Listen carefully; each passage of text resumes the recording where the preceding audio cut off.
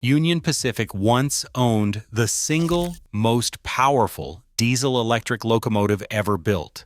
Then it deliberately tore almost the entire fleet apart.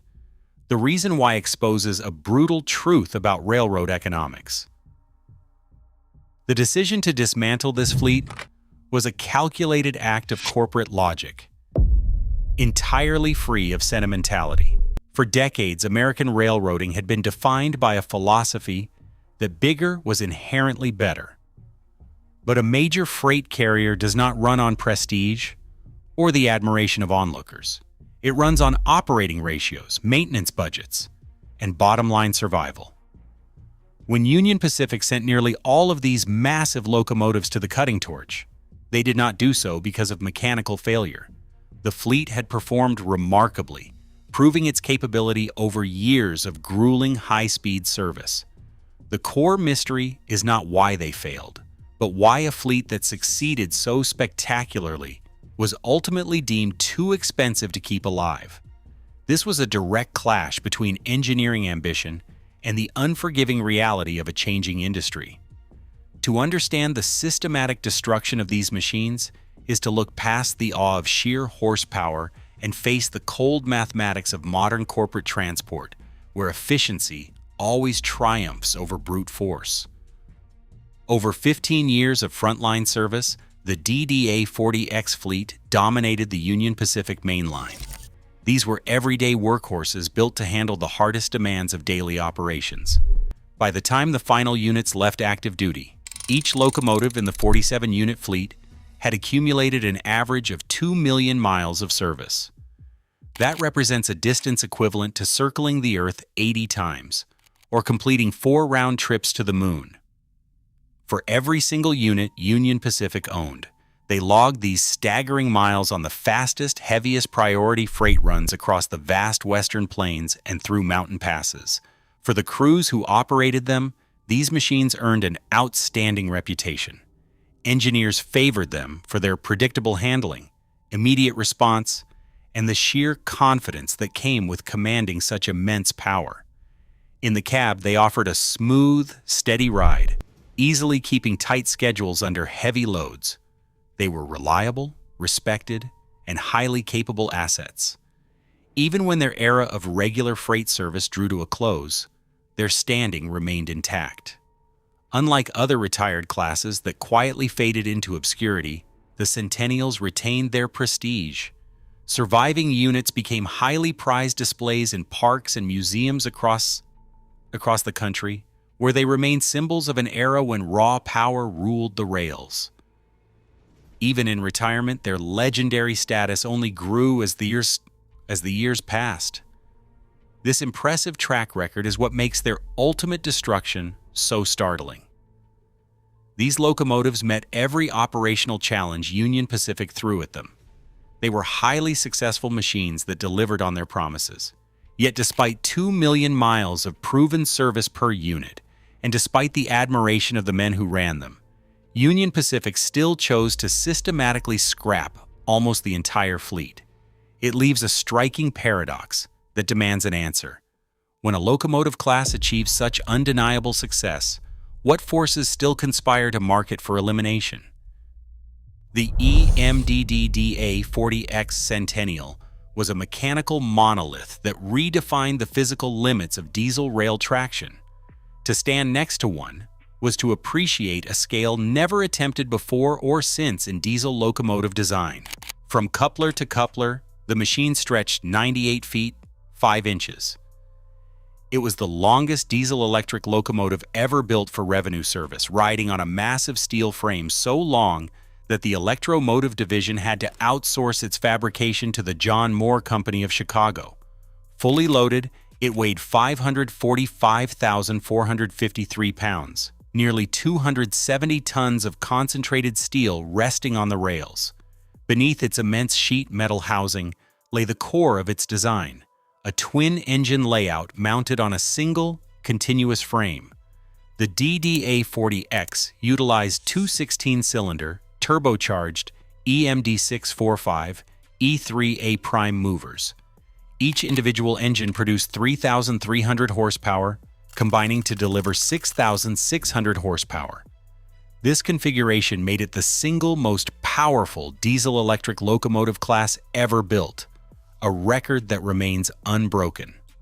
To translate this power to the rails, the locomotive employed a DD wheel arrangement. It rode on two heavy 4-axle flex-coil trucks carrying 40-inch wheels. Driven by 8 independent traction motors, this system delivered a starting tractive effort of 113,940 pounds, allowing the machine to safely reach and maintain operational speeds up to 90 miles per hour. Supporting this immense system required an equally unprecedented fuel capacity. Welded directly to the main frame was a monolithic 8,200-gallon fuel tank. This integrated tank was the largest of its kind, designed to feed the twin turbocharged engines across vast, uninterrupted distances. With a height of 17 feet, 3.5 inches, and a width of 10 feet, 3 inches, the locomotive was a singular engineering achievement.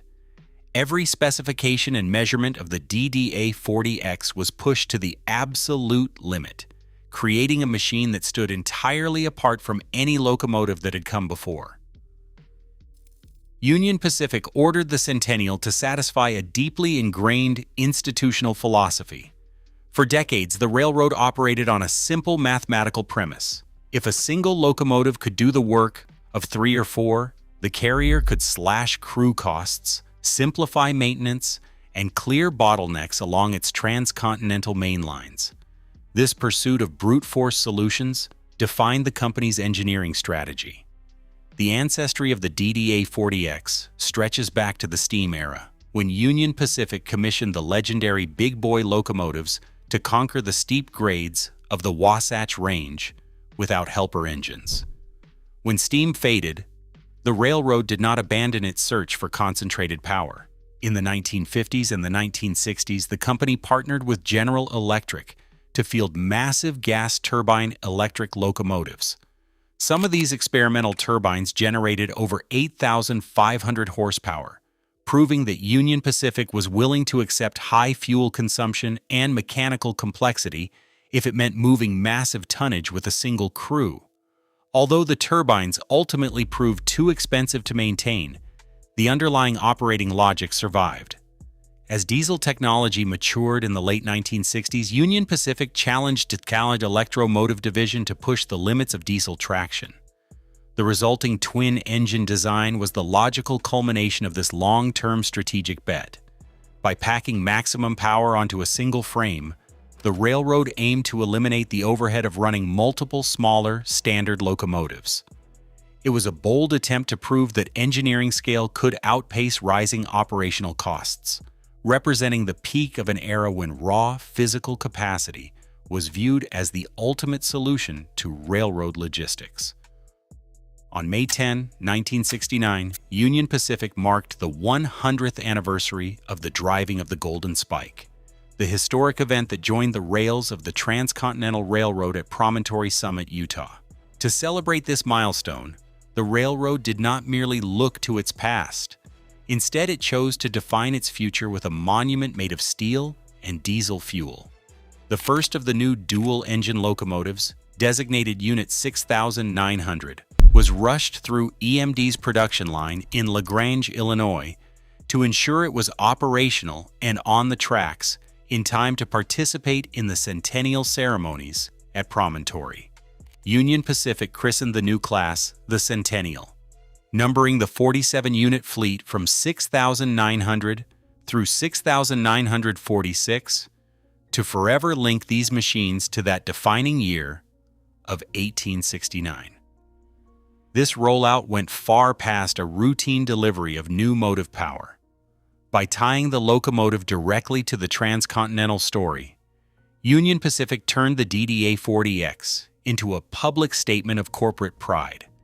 It was presented as an industrial monument, a rolling proof of the railroad's self-image as the ultimate conqueror of Western geography. The debut gave the class an instant, mythic status, framing it as a physical symbol of American industrial capability at its highest point, designed to awe anyone who saw it. But this grand symbolic beginning created a silent tension. A locomotive remains an investment that must justify its existence on a corporate balance sheet, rather than a national monument designed to run on prestige. By launching the fleet with such ceremonial weight, Union Pacific made the Centennial a hostage to its own legend. In the unforgiving environment of Western railroading, mythic status carries no weight against daily operating costs. The symbolism that made its debut so triumphant would later make its eventual disappearance from the rails even more striking, turning a standard corporate retirement into the quiet, painful end of a grand era. By the late 1970s, the Centennial fleet was no longer just a symbol of corporate pride. It was the hard-working backbone of Union Pacific's high-speed freight network. Across the vast open stretches of the American West, these machines proved their value through relentless daily service. This was the peak of their operational glory, a time when the railroad's pursuit of maximum horsepower seemed entirely justified by the sheer volume of cargo they moved. Union Pacific assigned the DDA40X class to its most demanding, time-sensitive priority runs. These were the hotshot trains carrying auto parts, fruit blocks, and high-value merchandise across the transcontinental main line. On these routes, speed was the primary metric of success, and the Centennials delivered it. While a single unit was a massive force, the railroad frequently ran them in pairs. Two Centennials coupled together put 13,200 horsepower at the disposal of a single engineer. This combined power allowed a pair of DDA40Xs to do the work of 5 standard, single-engine locomotives. On the flat, straight rails of the Nebraska Division, these twin-unit sets routinely hooked up to trains weighing over 10,000 tons and accelerated them to 90 miles per hour. They held those speeds over vast distances, maintaining tight schedules that ordinary locomotives could not match. The locomotives possessed a smooth, heavy riding quality at high speed, giving crews a sense of complete control over the massive trains trailing behind them. The utilization rates during this era were intense. The 47 locomotives in the fleet ran almost continuously, averaging 22,000 miles per month per unit. They were cycled through terminal yards with minimal downtime, refueling their 8,200-gallon tanks and heading right back out onto the main line. In the operating offices of Omaha, the math seemed simple and highly effective. By consolidating power into these twin-engine giants, Union Pacific was running fewer locomotives, using fewer crews, and moving its premium freight faster than any competitor. The promise of the DDA40X was being realized every single day on the high iron, cementing their place as the undisputed kings of the rails. To construct a frame long enough to support 2 prime movers, EMD turned to the John Moore Company of Chicago. The design achieved its immense length by welding the 8,200-gallon fuel tank directly into the main frame, using the tank as a load-bearing member of the chassis. It was a choice meant to push fuel capacity and frame strength to their limits on paper. But in the physical environment of high-speed railroading, this arrangement created severe mechanical vulnerabilities. As these 270-ton locomotives pounded across the uneven joints and sharp vertical curves of the transcontinental main line, the 98-foot frame constantly flexed. The rigid, monolithic fuel tank resisted this natural bending. This persistent physical fight concentrated immense force directly at the weld seams, where the tank met the frame's long steel sills. By the mid-1970s, maintenance crews in the Omaha shops began finding longitudinal cracks propagating through the frame steel. Under the cyclic loads of heavy freight service, metal fatigue was literally tearing the chassis apart. What appeared to be a brilliant space-saving design in the drafting room became a structural liability on the rails. For Union Pacific, these cracks were not simple maintenance items. Frame repairs required extensive, costly disassembly. On Unit 6925, The structural damage eventually progressed so far that the frame was declared unrepairable, reducing a multi-million-dollar locomotive to a useless steel shell. The physical limits of steel and gravity had caught up with the giant, exposing a fatal weakness in its very foundation. Every DDA40X packed the machinery of two distinct locomotives onto a single frame. This dual-engine design meant that for every maintenance cycle, shop crews in Omaha and North Platte were not servicing one machine. They were overhauling two. Inside the massive hood, the configuration doubled every major system. The builder installed two 16-cylinder EMD 645E3A prime movers, two main alternators, two separate cooling systems, two sets of water and oil pumps, and two air compressors. This duplication created a compounding burden for shop labor and parts inventory. If an injector failed, a turbocharger seized, or a water line cracked on just one engine, the locomotive was compromised. While a single engine could theoretically limp back to a yard on half power, the complex reality of dual-engine synchronization often meant that a failure in one prime mover sidelined the entire 270-ton machine. As the fleet aged, this maintenance math became increasingly punishing. Routine overhauls effectively doubled in cost and complexity, requiring twice the spare parts and twice the shop hours of standard motive power. By the late 1970s, the financial calculation behind the giant was shifting. The total cost of ownership per mile rose to approximately $12, compared to just $8 for a single-engine locomotive. While the Centennials could still move massive tonnage at 90 miles per hour, the raw physical output no longer justified the escalating upkeep. The fleet remained a symbol of unmatched power on the main line, but on the shop floor, it was rapidly transforming into a liability. The arrival of a new generation of single-engine locomotives fundamentally redefined the value equation on American rails. Leading this shift were the Electromotive Division's SD40-2 and General Electric's C30-7. Each of these machines was built around a single, highly reliable 3,000 horsepower prime mover. While a single SD40-2 or C30-7 possessed less than half the raw horsepower of a Centennial, they represented a vastly simpler operating model that stripped away the mechanical friction of dual-engine designs. The economic advantage of these standardized locomotives was clear on the balance sheet.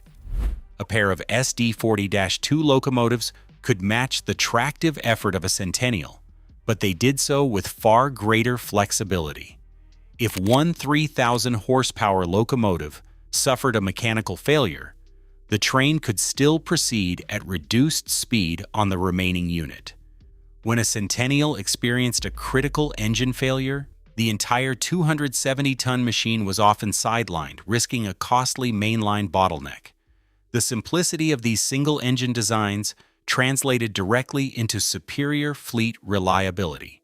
The SD40-2 achieved an average of 150,000 miles between failures, and the C30-7 reached 140,000 miles.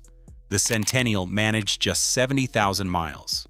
Maintenance crews did not need specialized training or unique parts to keep the standard fleet running. Components were highly interchangeable, and servicing procedures were uniform across the system.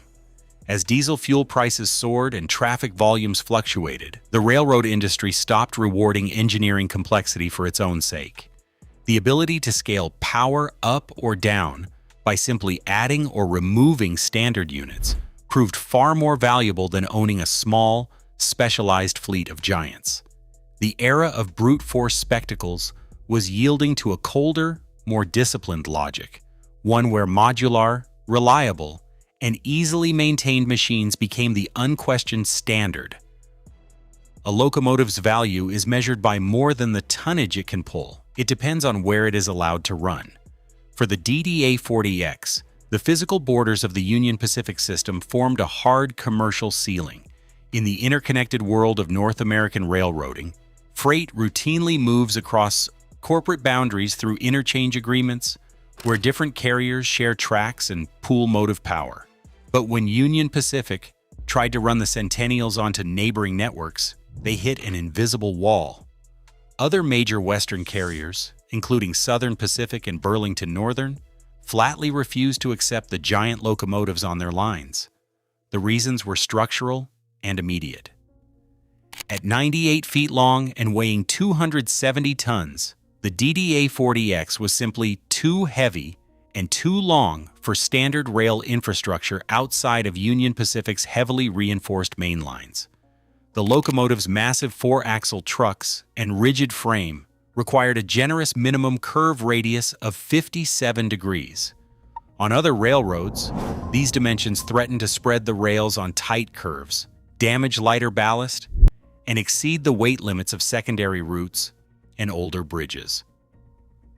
On branch lines stretching from Spokane to Burke, the axle loads were outright dangerous, threatening to collapse older timber trestles and warp light rail.